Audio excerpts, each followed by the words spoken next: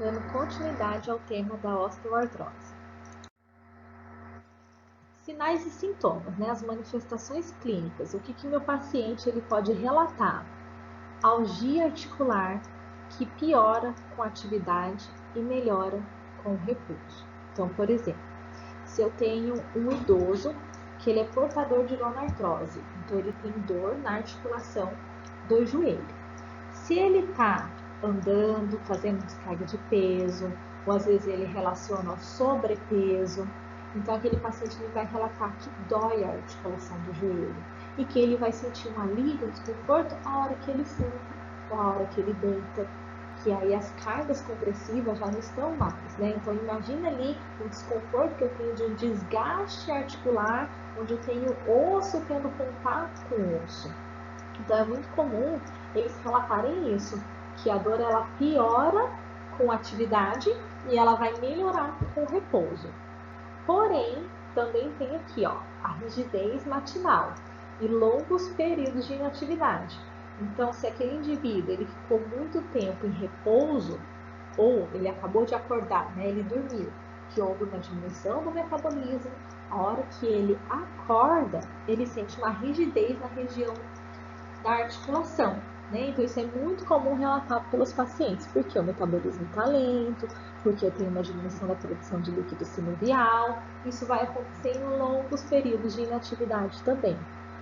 Tá? Outro relato, a crepitação, né? O ranger ali de uma articulação no outro. Então, eu já tenho desgaste articular, a exposição do osso subcondral, eu tenho a perda do contorno articular, né? Então, a região, ela perde o contorno, começa a aparecer os osteófitos, então o movimento de crepitar a articulação já indica que existe uma instabilidade articular e um desgaste articular, né? A instabilidade porque o indivíduo ele passa a sentir muita dor, ele passa a entrar em desuso, né? Ele perde a função daquela articulação, ele diminui as atividades, o que vai levar a uma hipotrofia da musculatura periarticular, a musculatura que está ao redor, e isso vai gerar uma instabilidade articular, tá?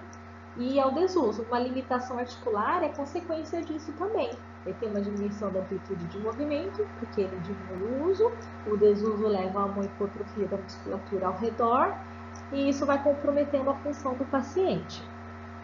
Vai diminuindo, por exemplo, a capacidade aeróbia, compromete a vida social do paciente.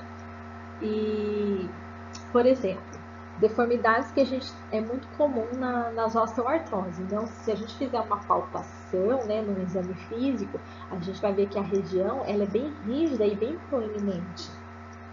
Por exemplo, os nódulos de Heberden, eles são comuns na interfalangiana distal e os de Bouchard na interfalangiana proximal. Então, se a gente olhar, né, tanto a inspeção visual quanto a palpação, a gente vai ver que na região da articulação ela aparece esses nódulozinhos, é uma região maior, né, e é rígida. Não é que existe um edema inflamatório, é por causa dos osteófitos. Então, uma região rígida, né, e com aumento de volume. Em joelhos é muito comum também a gente olhar o paciente ele ter o desvio postural, né, joelhos vários. Tudo bem? Classificação. A primária ou a idiopática, foi o que eu comentei com vocês no início, né, do outro vídeo, que é a liberação daquelas enzimas que destroem a cartilagem. Então, é uma doença que a gente não sabe a origem, né, por isso que eu falo que é idiopática. E a secundária que é relacionada a processos traumáticos ou inflamatórios, como uma fratura, uma contusão, um processo infeccioso, ou de doenças neurológicas, reumatológicas, que levam ao desvio do eixo. Então, supondo que o paciente ele sofreu uma fratura, que teve uma consolidação, a partir disso ele teve um desvio do eixo, e aí o indivíduo ele passa a apresentar um desgaste daquela articulação após a fratura, né? Após uma contusão, após um processo infeccioso. Então, primeiro teve o desvio desse eixo, depois surgiu a osteoartrose. Isso é o que a gente chama de osteoartrose secundária. E para fazer o diagnóstico dessa doença, tá?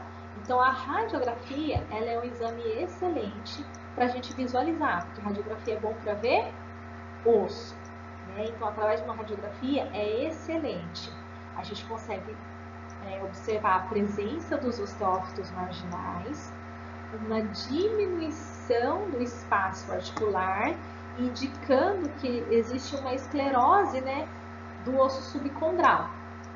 Veja bem, a gente não consegue visualizar desgaste articular na radiografia, porque uma radiografia ela não vai mostrar a articulação, então ela vai mostrar o espaço articular. O que eu percebo? Uma diminuição do espaço articular, né? A presença dos osteófitos, e mais para frente eu tenho uma imagem, eu comento com vocês. Alguns exames laboratoriais, né, raramente vão apresentar alterações de importância. E, por exemplo, o paciente pode ter uma alteração do VHS, que é a velocidade de hemossedimentação. Esse exame ele não é específico para a osteoartrose, ele vai indicar que existe um processo inflamatório, uma alteração no organismo do paciente, mas ele não vai ser específico para a osteoartrose. Aqui é a imagem das interfalangianas proximal e distal. Vou mostrar aqui para vocês, acompanhem comigo, tá? Então, a gente vê que aqui tem um desvio da biomecânica, né?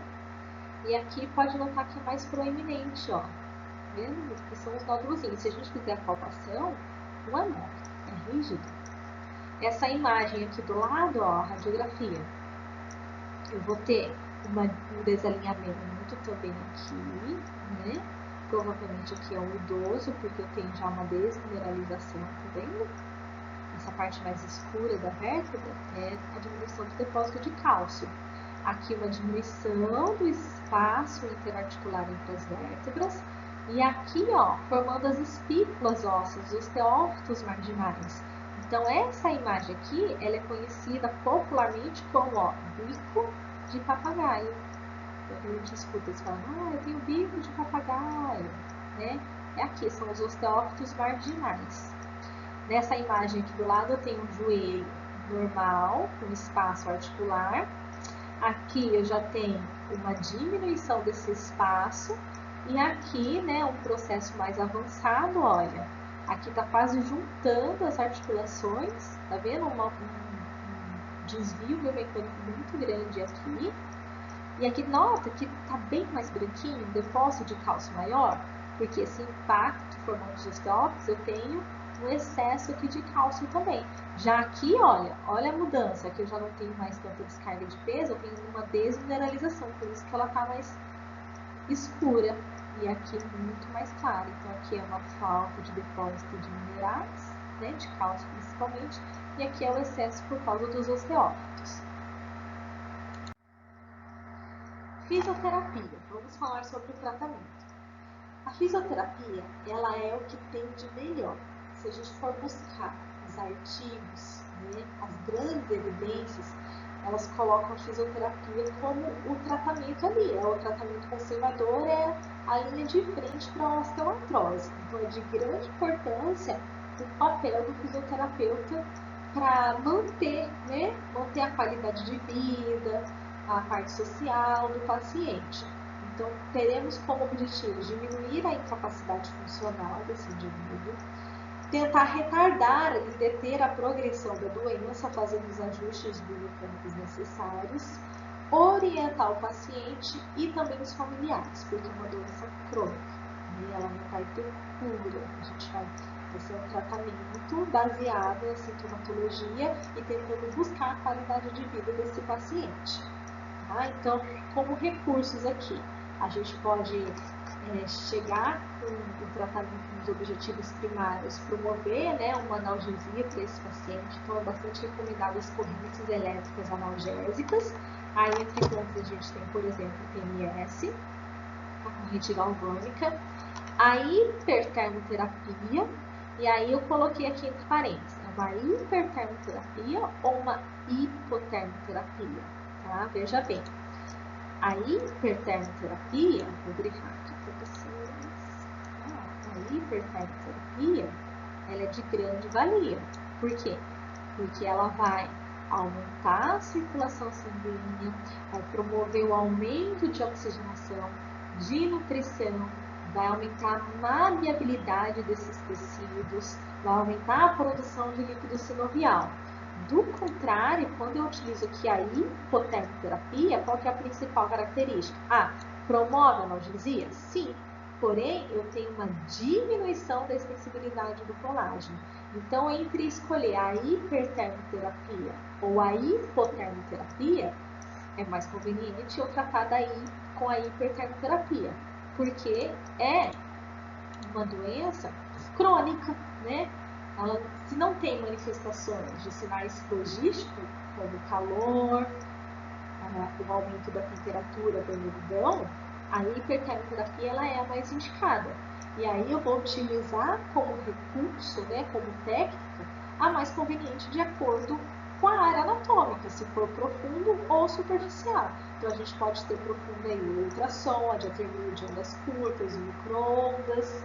Se for superficial, eu posso ter, por exemplo, o turbilhão, a parafina, a compressa quente, né? Laser terapia também é uma excelente opção. Aí depois, seguindo o tratamento, a mobilização, começar pela mobilização passiva e depois ativa. É importante também a gente fazer a decoaptação dessa articulação, além da mobilização grau 1, aquela bem leve para promover a analgesia, também a grau 2, 3 para aumentar o espaço articular e estimular a produção de líquido sinovial. Alongamentos, começar pelo passivo e depois progredir para os ativos. Exercícios, nossa, está escrito errado, desculpa aqui. Os exercícios são indicativos principalmente os exercícios isométricos, são aqueles mais indicados, né? Por quê? Porque o exercício isométrico, qual que é o conceito? Exercício parado, né? Que não tem mudança do ângulo articular e do comprimento muscular. Então, para uma articulação que já tem uma desintegridade, uma diminuição do espaço, lembra a sintomatologia, que ele tem uma limitação da amplitude? Então, o exercício isométrico é aquele que vai fortalecer a musculatura, dando estabilidade para a articulação novamente, né? Dando alívio para a articulação. Então, quando a musculatura periarticular está fraca, eu sobrecarrego ainda mais a articulação, o que vai favorecer ainda mais o desgaste articular. Então, é importante que a gente faça o fortalecimento da musculatura ao redor. E que esse fortalecimento é super indicado os exercícios isométricos, tudo bem? Aí, depois disso, os treinos funcionais, como subir escada, descer escada, levantar na cadeira, sentar na cadeira, treino de marcha, de rampa, né? As atividades funcionais do paciente. E aqui também, gente, um destaque para a hidroterapia. O tratamento na água, ele é super indicado para esses pacientes. Primeiro, geralmente acomete uma idade mais avançada. O idoso ele tem uma afinidade pela temperatura alta. Depois, lembra os efeitos da água aquecida, né? Da hidroterapia? Então, é uma água aquecida que vai aumentar a nutrição e a oxigenação dos nutrientes para essa região, vai trazer o alívio, vai promover a analgesia, vai ter a ausência da descarga de peso, né? Porque ali a gente não tem o efeito da gravidade. Então, o paciente ele vai conseguir fazer, por exemplo, andar sem dor, subir ali escada ou sentar, fazer as atividades transposturais também com mais conforto, além da segurança da propriocepção, né? Que esse paciente recebe, trazendo a segurança dessas atividades. Importante também exercícios aeróbios, porque ele acaba diminuindo, de uma maneira geral, a função dele. E aqui só uma observação, os cuidados, né, entre o excesso de exercício e o repouso. Se o exercício for exagerado, pode ser ruim para o paciente, porque ele pode relatar uma dor por causa do contato e às vezes a gente acaba fazendo uma carga excessiva. E cuidado também com repouso prolongado, né? Que os pacientes também eles relatam que tem dor, porque diminui a mobilidade, porque enrijece mais as articulações, porque diminui a presença de líquido sinovial. Então, só cuidado entre o excesso de exercício e o repouso. Orientar o paciente com relação à redução de peso, né? Porque o sobrepeso ele vai aumentar a descarga de peso sobre a articulação, associa junto com uma musculatura que ela está enfraquecida, então sobrecarrega ainda mais a articulação.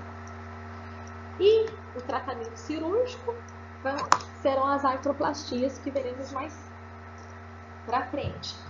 E nesse caso, a fisioterapia ela vai entrar no pós-operatório das artroplastias. Tratamento médico. O paciente ele pode fazer o uso de analgésicos, né, para controlar ali a algia dele. Pode fazer uso de anti-inflamatórios não hormonais numa fase mais aguda da doença, com sinais clínicos logísticos. E também injeções intraarticulares de corticoides, tá? Porque a gente sabe que o corticoide ele é um anti-inflamatório muito potente, que ele vai agir imediatamente, então vai ser um alívio muito rápido intraarticular. Porém, a gente sabe que o uso recorrente dessa terapia pode causar efeitos colaterais severos, causando ainda mais instabilidade, afrouxamento de cápsula. Então, isso não é muito recomendado aplicações recorrentes.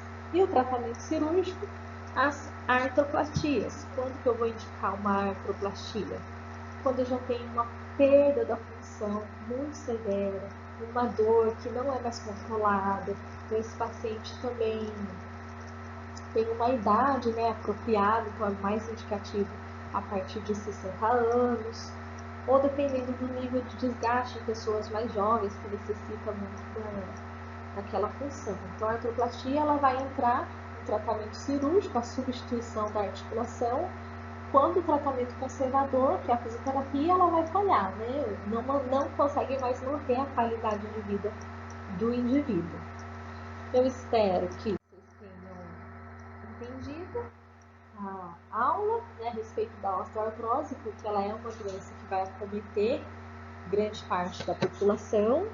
E eu fico aqui à disposição para tirar dúvidas de vocês. Muito obrigada!